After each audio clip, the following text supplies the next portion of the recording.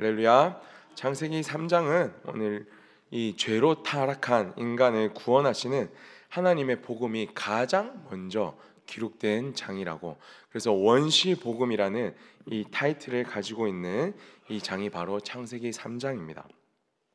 천지를 창조하신 것을 또 직접 보았고, 또 하나님의 주권이 얼마나 대단하신지를 직접 대면하면서 보았던 인간 아담과 여자는요, 오늘 하나님 앞에서 또 그 하나님의 어떠한 분이신지를 다 직접 경험하고도 오늘 죄 가운데 연약하여 넘어지는 이 결과를 이렇게 받게 되었습니다. 그 죄로 말미암아서 인간은 모든 저주를 받고 또 죽음까지, 또 영원한 죽음까지에 이르게 되었다라고 우리는 성경을 통해서 알 수 있습니다. 그렇지만 이 성경이 오늘 창세기 3장이 이야기하고자 하는 바는요, 우리가 저지른 이 죄악으로 말미암아서 우리가 이 죄와 저주와 심판이 먼저 우리에게 임했다기보다 먼저 진짜 우리 주님은 우리를 구원하시고자 하셨다. 그 즉시로 우리를 구원하시려고 하셨고, 정말로 우리에게 구원의 길을 열어주신 이 은혜로 말미암아 우리는 구원을 받을 수 있는 이 자격과 조건을 얻게 되었다. 그것이 바로 오늘 우리에게 주신 이 복음의 능력이고, 이 복음은 우리의 노력과 우리의 어떤 행동이나 단 1%도 도움이 되어지지 않은 100% 하나님께서 우리에게 허락해 주신 은혜임을 오늘 성경이 고백하고 있습니다. 네, 이 구원의 소식을 그래서 우리가 복된 소식이라고도 이야기하면서 우리 행동의 대가라고도 절대로 이야기할 수가 없는 부분이 됩니다. 오늘 이 창세기 3장을 붙잡고 기도하시는 이 새벽 가운데 하나님께서 부어주시는 이 복음의 은혜가 더욱더 풍성하여질 수 있기를 진심으로 축복합니다. 우리 오늘 창세기 3장에 다룰 내용은요, 너무나도 많아요.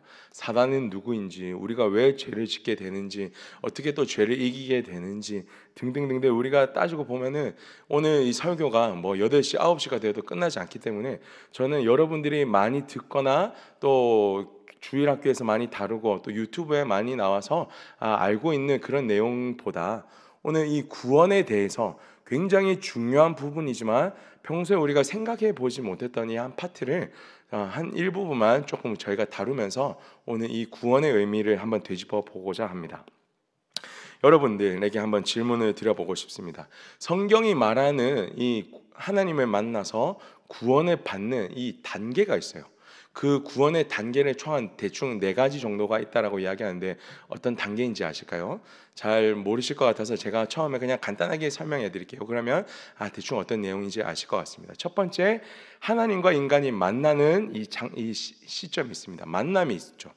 그래서 이 만남을 통해서 무엇이 발견이 되냐면 인간은 내가 하나님 앞에 죄인이구나라는 것을 인정하고 발견하는 시점이 옵니다.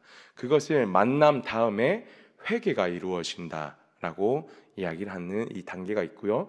그 다음에는 어떤 단계가 있냐?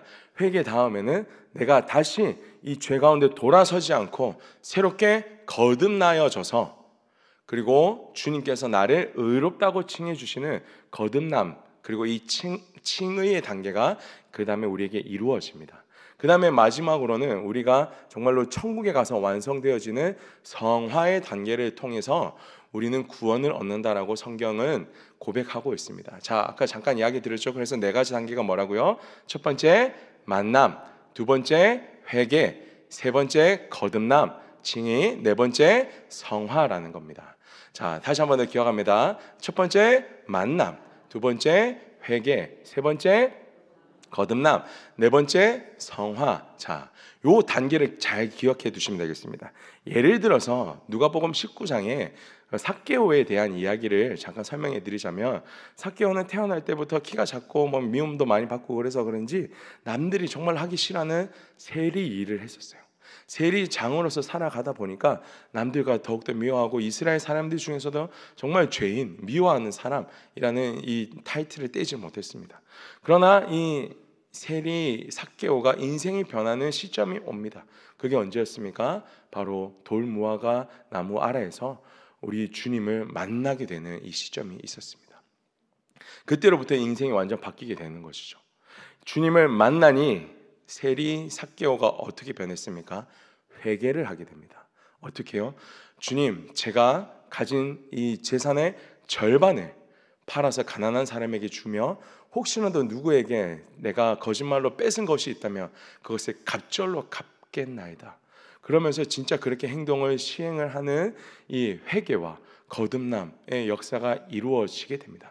완전 180도 바뀌어서 새로운 사람이 되어져 나가는 거죠. 그때 주님이 뭐라고 세리 삭개오에게 이야기했냐면 이 집에 구원이 이르렀다고요. 그리고 네가 참 아브라함의 자손이라고요. 의인이라고 칭함을 받게 되어지는, 그리고 구원을 받게 되는 이 단계가 이루어지게 되었다라는 겁니다. 성경에는요, 수많은 사람들이 이런 단계를 거칩니다. 베드로도 주님을 만났을 때 나는 죄인으로서이다 하면서 나를 떠나가 달라고. 그렇지만 그 다음에 주님과 함께 또 변화되고 새롭게 되어지는 인생을 통해 마지막에 구원을 얻게 되고요.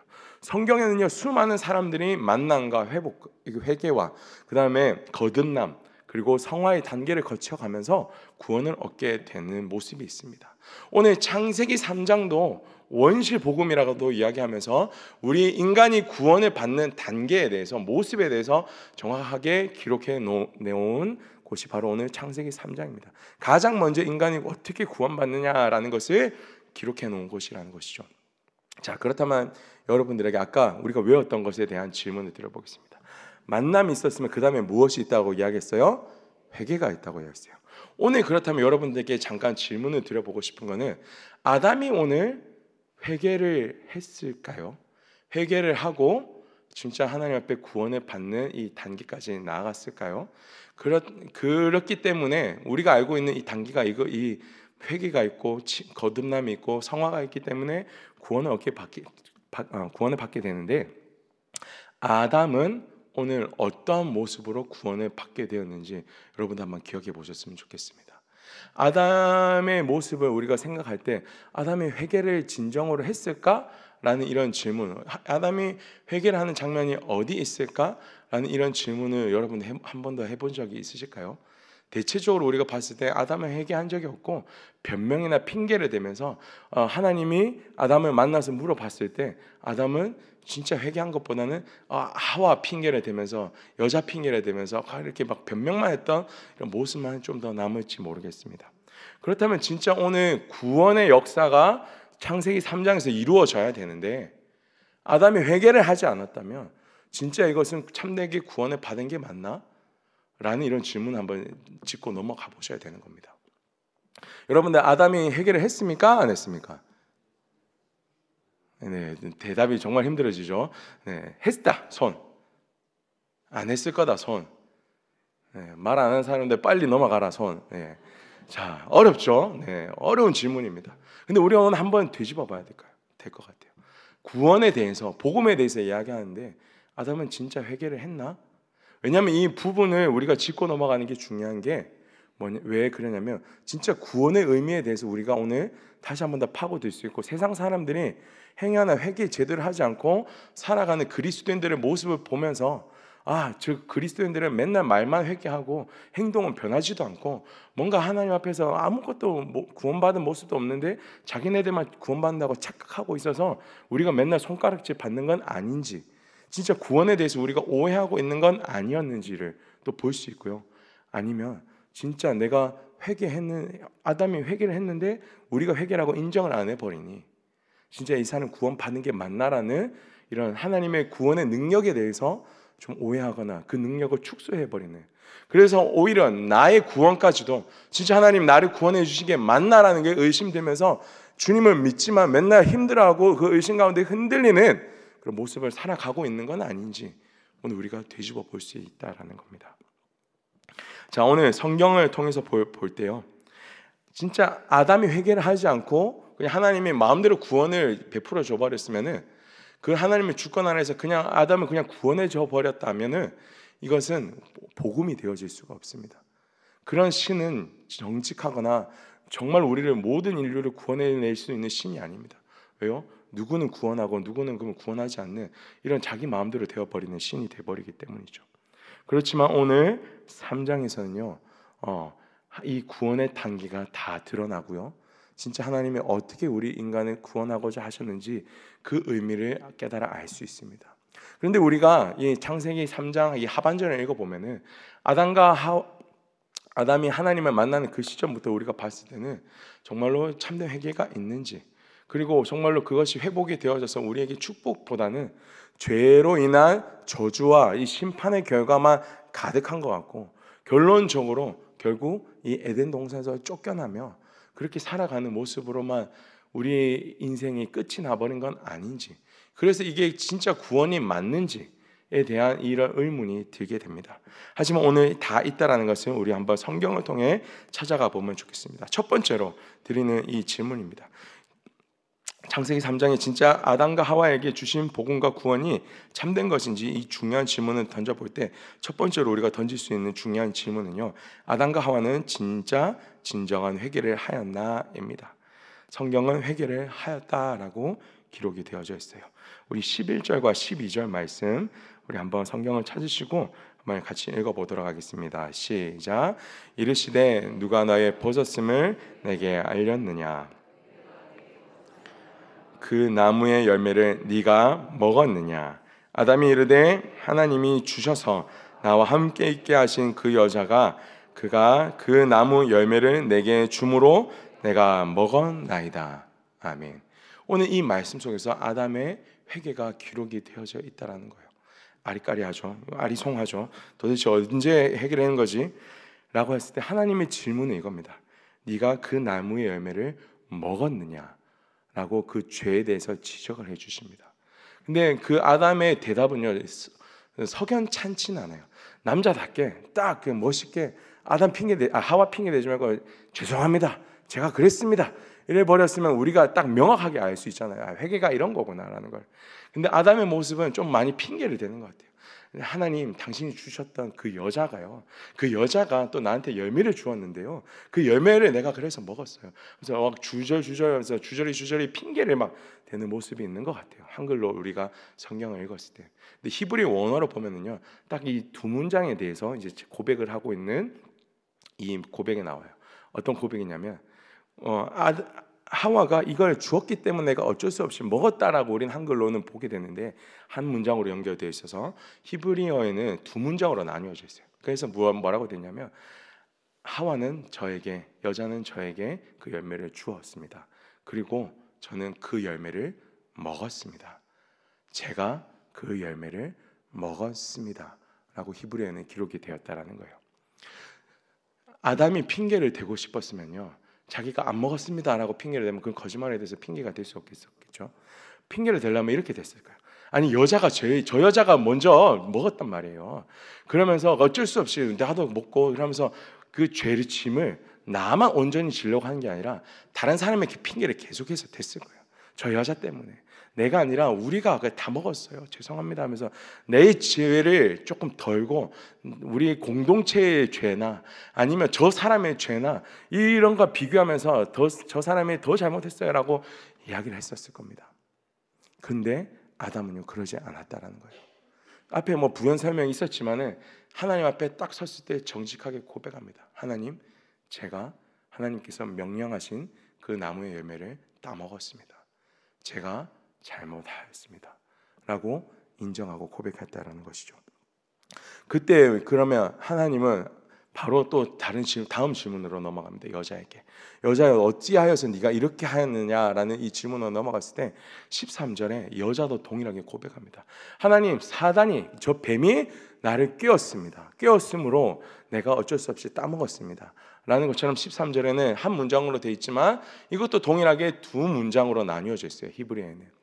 그래서 무슨 의미입니까? 사단이 저를 유혹하였고 그리고 저는 그 열매를 따먹었습니다. 하와도, 이 여자도 정직하게 하나님 앞에 다른 핑계 대지 않고, 내가 안 먹었다, 저 다른 남자가 먼저 제대로 이야기해 주지 않아서 내가 따먹었다, 이런 핑계가 아니라 진짜 하나님 앞에 정직하게 섰다라는 겁니다. 이것을 하나님은 회개라고 봤습니다.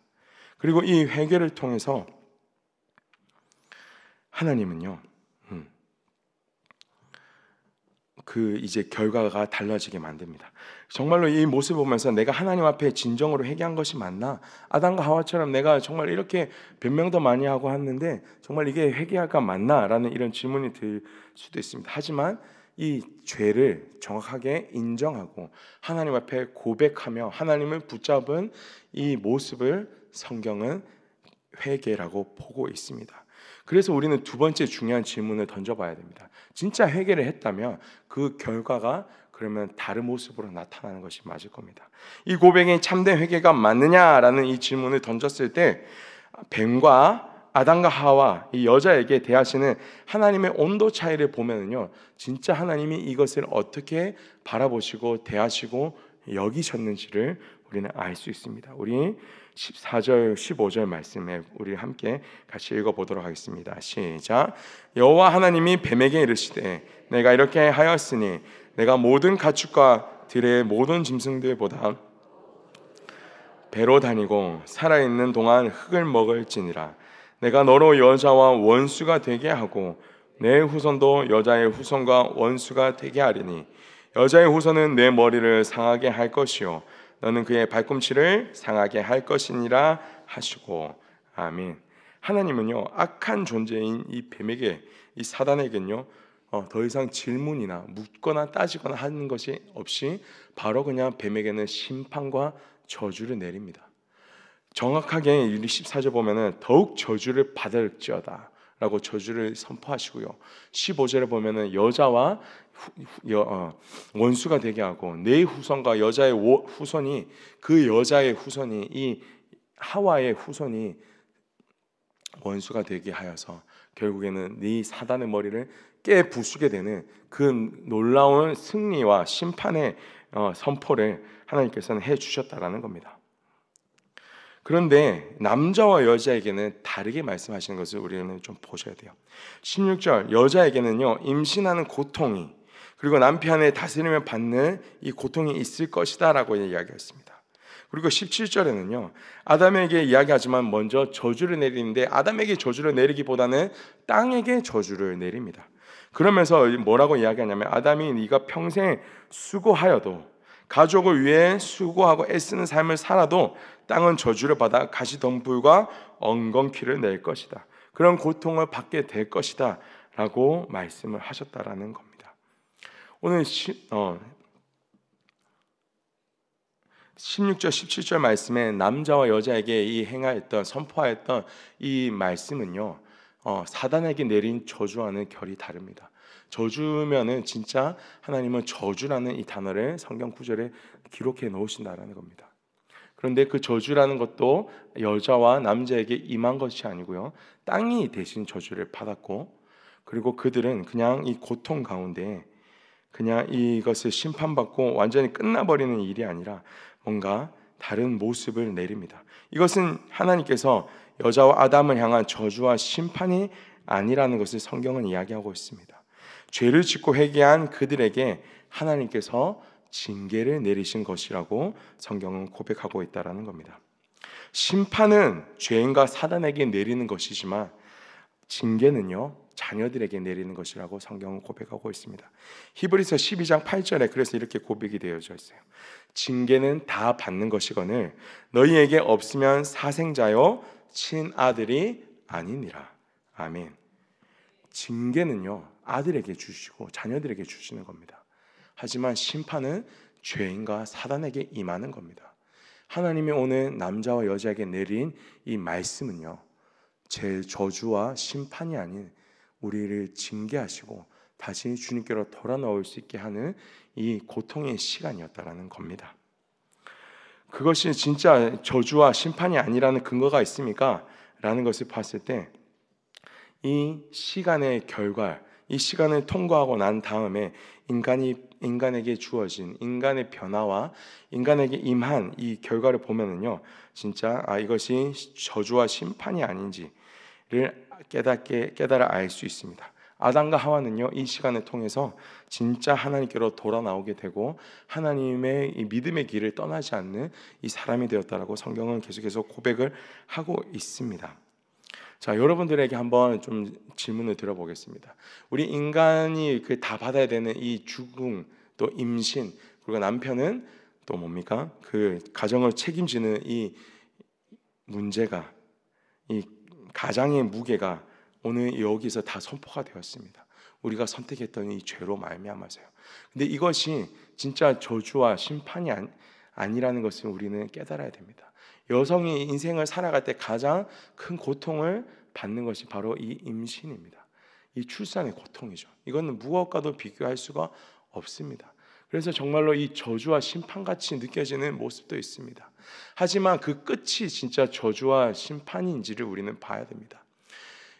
여자의 인생 중에서 가장 힘든 시기이긴 하지만 또 가장 보람찬 시기가 있습니다. 그 시기가 언제입니까?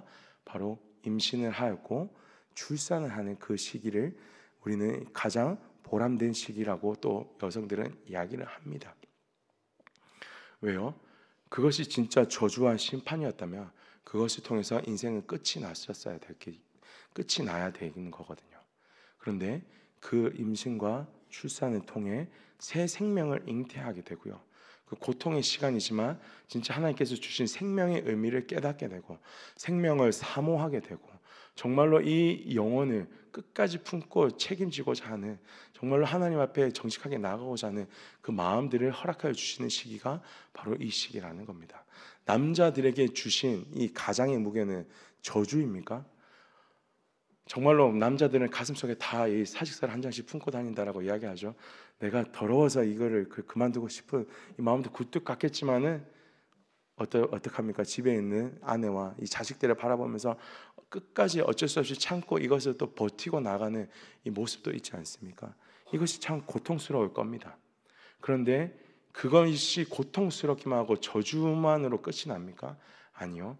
이 자신의 노력과 자신의 모습을 통해 그 인내의 고통의 시간을 통해서 가족들과 함께 이 보람된, 그리고 가족들을 좀 책임질 수 있는 진짜 이 의미 있는 이 삶을 통해 진짜 인생의 의미를 다시 되찾게 되는 것이 바로 임신과 이 가장의 무게입니다.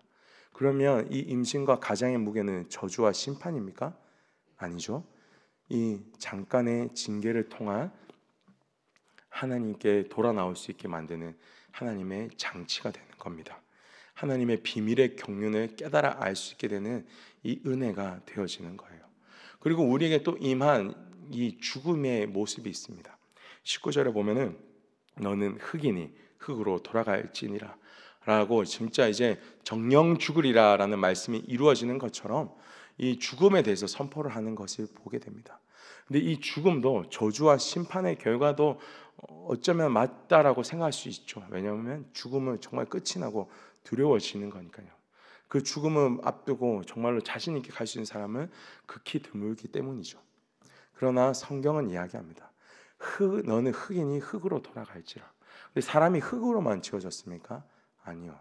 흙과 생명이 함께 있어서 만들어진 존재가 바로 인간입니다. 우리 육신은 끝이 날 것입니다. 하지만 생명은 영원토록 살아서 하나님을 만나게 되어지는 길을 열어주시게 된 겁니다. 흙이 흙으로 돌아가지 않으면요, 우리 인생의 고통은요 영원히 끝나지 않는 고통 가운데 머물게 됩니다. 하나님이 우리에게 이 죽음을 명령하신 것은 저주와 심판의 결과라고 먼저 해석하기보다는 인간의 이 고통스러운 시간이 끝이 있다. 그리고 영원한 하나님의 나라와 영원한 천국 소망이 우리에게 있게 될 것이다 라는 것을 하나님이 선포하신다라는 겁니다. 이것은 정말로 우리에게 부어주시는 소망이 되는 거예요. 자, 그러면 오늘 우리에게 주신 이 하나님의 이 말씀들은 저주와 심판이 가득합니까? 아니면 생명과 성령이 가득합니까? 이 말씀 이후에 20절부터 24절까지 말씀을 다 보면요, 다 이 하나님의 우리에게 주신 이 말씀들은요, 죄인을 향한 저주와 심판이 아닌 하나님의 자녀를 향한 이 축복의 구절임을 볼 수 있게 됩니다. 20절에 보면은요, 아담은요 다시 하나님께서 주신 일을 시행하게 됩니다. 뭡니까? 이름을 장명하게 되는 것. 그래서 누구의 이름을 주어줍니까? 여자의 이름을 주어줘요. 그 전까지는 여자는 이름이 없었어요. 그런데 그때 하와라고 이름을 지어주면서 거기에 표시가 돼 있어요. 무슨 뜻이냐면 모든 산자의 어머니가 된다라고요. 이제부터 여자는 모든 산자의 어머니가 되었다라는 축복을 합니다. 저주와 심판을 받은 사람에게 이렇게 축복을 하는 것은 그거는 조롱이고 놀리는 것이 참된 축복이 아닐 겁니다. 하지만 이 시간을 통해 그 징계를 통해 하나님께로 돌아 나오고 정말로 하나님을 만나고 하나님 앞에 변화되었던 이 사람들의 존재를 하나님은 허락해 주시는 거예요. 생명의 어머니가 되는 것으로 허락해 주시고 21절에 아담과 하와에게 나뭇잎 옷이 아닌 가죽 옷을 지어 입혀 주게 되었다. 이것이 바로 이 신약에 와서 예수 그리스도의 십자가 대속의 사건의 그림자, 예표하는 모습으로 우리가 예수님으로 옷 입고 진짜 구원을 어떻게 받는지를 정확하게 보여주는, 이 완성시켜 주시는 이 구절이 21절입니다. 그리고 22절과 23절에 보면은 하나님이 우리를, 인간들의 에덴 동산에서 쫓아냅니다. 왜요? 영생한 이 생명나무의 열매를 먹고 영생하게 될까봐. 아까 죽음에 대해서 이야기했죠. 우리에게 죽음은 저주와 심판입니까? 아니요, 소망이라고 했어요. 그런데 생명나무의 열매를 먹으면 어떻게 됩니까? 영원토록 죽지 않고 살아가게 됩니다. 그러니 하나님은 에덴 동산에서부터 우리를 내보내시는 거예요. 쫓아내시는 거예요. 진짜 죽음의 길로 걸어가서 진짜 나와 만날 수 있는 그 시간을 보내고 다시 나에게로 돌아오라고요. 그리고 나서 이 생명나무를 지키기 위해 불칼과 그룹들, 천사들을 보내어서 그 가는 길을 다 지키게 합니다.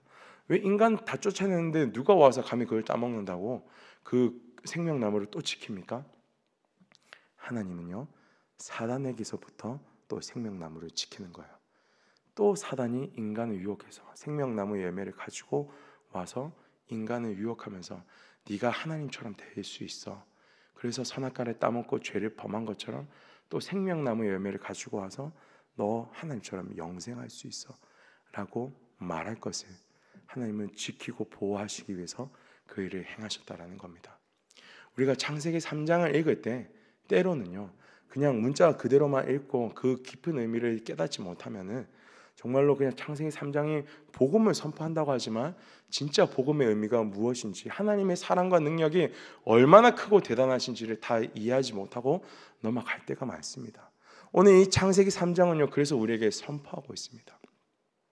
살아가다 보면 진짜 내가 주님을 믿고 회개를 하였다고 하지만 진짜 내가 참되게 예수님을 믿고 회개한 것이 맞느냐, 나가 진짜 참되게 회개했다면 왜 계속 나에게 이렇게 저주와 심판의 결과만 가득하고 내 인생에는 어려운 일들만 많습니까? 그리고 아니면 또 다른 사람들은 계속해서 반복되는 죄로 인해 더 이상 이제 회개를 받아주시지 않게 되는 건 아닙니까? 하나님 나 정말로 구원해 주실 수 있는 능력이 있으신 거 맞습니까? 회개했지만 또 돌아오고 또 넘어지고 또 이렇게 엎드려지는 것을 보면서 하나님 나 어떻게 합니까? 라는 이러한 절망 가운데 계시는 분이 계실지 모르겠습니다. 그럴 때 하나님은 선포하시는 거예요. 두려워하지 마라. 쓸데없는 염려하지 마라. 아담이 정말로 진정으로 회개했는지 안 했는지 모르지만 그 정도의 고백이라도 하나님은 정말로 회개로고 진정으로 받아들이고 이 모든 시간을 통해 모든 인간들을 신실하게 구원해낼 길을 만들어내신 것처럼 하나님은 우리의 아버지가 되셔서 우리의 신음하는 소리조차도 들으시면서 우리의 이 고백을 통해 우리를 구원해내실 수 있는 위대한 능력의 하나님이 되신다는 거, 그 구원의 아버지가 되신다라는 거. 그러니 그 하나님을 신뢰하고 그 하나님을 믿고 오늘 우리의 모든 또 잘못과 연약함이 있다면 정직하게 주님 앞에 고백하며 나갑시다. 그 주님이 신실하게 우리를 다시 회복시켜 주실 것입니다. 그 하나님을 우리 만날 수 있는 오늘 새벽이 되기를 진심으로 축복합니다. 제가 마무리 기도드리고 오늘 새벽을 마치도록 하겠습니다. 아담과 하와에게 참된 이 복음의 의미를 보여주시며 이 임신과 또 가정의 무게와 또 죽음이라는 이 모습을 통해 하나님 저주와 심판이 아닌 하나님 구원의 길로 우리를 인도하여 주셨다는 것을 우리가 고백하며 나가길 원합니다. 주님, 오늘 우리의 모든 상황과 마음속에 하나님을 신뢰하지 못하고 주님, 또 저희가 넘어지는 이 연약한 모습 때문에 하나님은 온전히 믿지 못하게 되었던 이 믿음의 연약함이 있습니다. 주님, 우리에게 긍휼을 베풀어 주시옵소서. 우리에게 믿음을 더하여 주시옵소서. 날마다 주님, 우리를 또 구원하고자 하시는 그 크신 하나님의 사랑과 깊이와 그 의미를 깨달아 주님 앞에 돌아 나와서 진짜 영원한 구원의 기쁨이 우리에게 떠나지 아니하는 그 은혜를 우리에게 허락하여 주시옵소서. 그렇게 행하신 우리 주 예수 그리스도의 이름으로 기도드리옵나이다. 아멘. 주여, 주여, 주여. 하나님, 오늘 이 말씀을 통하여서 우리가 잘 알지 못했던 이 하나님의 이 마음을 깨달아 알 수 있는 놀라운 은혜의 시간들로 우리를 세워주시옵소서. 하나님께서 우리에게 부어주신 이 사랑의 깊이와 넓이와 높이와 크심을 우리가 깨달아 알 수 있으며 주님의 구원을 주님 의심하지 않고 주님 앞에 감사함으로 담대하게 주님 앞에 나아가게 하여 주시옵소서. 우리를 구원하시는